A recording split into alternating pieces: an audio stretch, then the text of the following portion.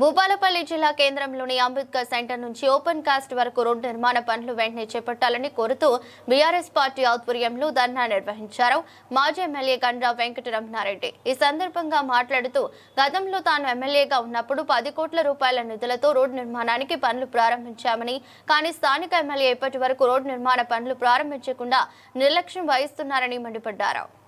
నేను గతంలో శాసనసభ్యుడిగా ఉన్న సందర్భంలో అంబేద్కర్ సెంటర్ నుండి జంగేడు క్రాస్ వరకు అంటే ఓపెన్ కాస్ట్ మైనింగ్ జరిగేటువంటి ప్రాంతం వరకు రోడ్డు వైడనింగ్ చేస్తూ సెంట్రల్ లైటింగ్ సిస్టమ్ పెడుతూ దాదాపు 10 కోట్ల రూపాయలు ఆ రోజు ఆ రోడ్డు శాంక్షన్ చేయడం జరిగింది.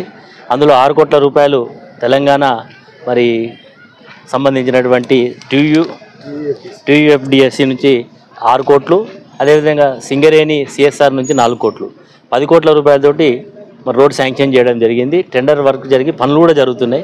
తర్వాత ప్రభుత్వం మారడం, కొత్తగా వచ్చినటువంటి శాసనసభ్యుడు ఆ చేస్తున్నటువంటి కాంట్రాక్టర్ను పనిచేయకుండా ఇబ్బంది పెట్టడం, అదే సందర్భంలో పనులు ఆపడం జరిగింది. ఆపి ఆ డబ్బులను తీసుకెళ్ళి గన్పూర్ మండలంలో అతని సంబంధించినటువంటి ఊర్లలో పెట్టుకోవడం జరిగింది. అంటే భూపాలపల్లి ఒక జిల్లా కేంద్రం, అంబేద్కర్ చౌరస్తా అనేది చాలా ఇంపార్టెంట్ చౌరస్తా.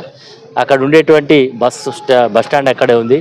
అదేవిధంగా కూరగాయల మార్కెట్, చాలామంది రోజు వేల మంది అక్కడి నుంచి నడుస్తూ పోతారు.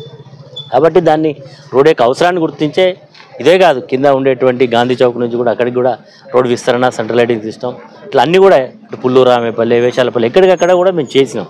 కానీ మరి ఎమ్మెల్యే గారికి ఇక్కడ ఉండేటువంటి ప్రభుత్వానికి ఎందుకు మరి ఈ ప్రజల మీద ఇంత కక్ష నాకు అర్థం కావడం లేదు. 2 సంవత్సరాలు అయింది, ఒకవేళ మార్చినావు, మరి ఇప్పటికైనా నిధులు శాంక్షన్ చేసి పనులు చేయించాలి కదా. ఇప్పటికి కూడా పనులు చేయించడం లేదు. మేము మీ ద్వారా కూడా ప్రభుత్వాన్ని గతంలో కూడా హెచ్చరిక చేసినాం, తొందరగా చేయమన్నాం. కానీ వాళ్ళలో ఎలాంటి చలనం లేదు. కాబట్టి ప్రజల యొక్క అవసరాల కొరకు